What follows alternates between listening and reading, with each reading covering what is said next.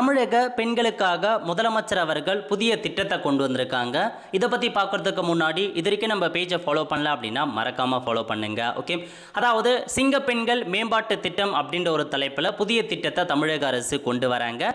இந்த திட்டம் யாருக்காக அப்படின்னா இளம்பெண்கள் நலிவடைந்த பிரிவினருக்கு 7,000 கோடி ரூபாய் கடன் வழங்க தமிழக அரசு முடிவு பண்ணியிருக்காங்க. அதாவது சுயமாக அவங்க தொழில் பண்ணுவதற்காக இந்த கடன் உதவி வழங்குறாங்க.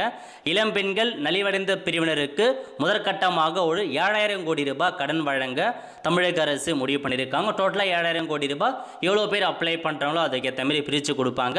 கூட்டுறவுத்துறை மீதான ஆய்வுக் கூட்டத்தின் போது இந்த ஒரு தகவலை வெளியிட்டிருக்காங்க. கண்டிப்பாக இந்த ஸ்கீம் குறித்து பட்ஜெட்டில் அறிவிப்பு வெளியாக போகுதுங்க. விரைவில் அஃபிஷியல் ஜிஓ இருக்கட்டும், நமக்கு எவ்வளோ லோன் கொடுக்க போகிறாங்க, பெண்களுக்கு எவ்வளோ லோன் கொடுக்க போகிறாங்க, எவ்வளோ வட்டி மானியம் கொடுக்குறாங்க, எல்லாமே நம்ம தெரிஞ்சுக்கலாம். எப்படி அப்ளை பண்ணுறது கன்ஃபார்மாக இதை பற்றி இன்ஃபர்மேஷன் வரும்போது நம்ம சேனலில் போஸ்ட் பண்ணுவோம். அதுக்கு மறக்காம நம்ம பேஜை ஃபாலோ பண்ணுங்கள். இந்த ஸ்கீம் பற்றி உங்களுடைய கருத்துக்களை தெரிவிங்க.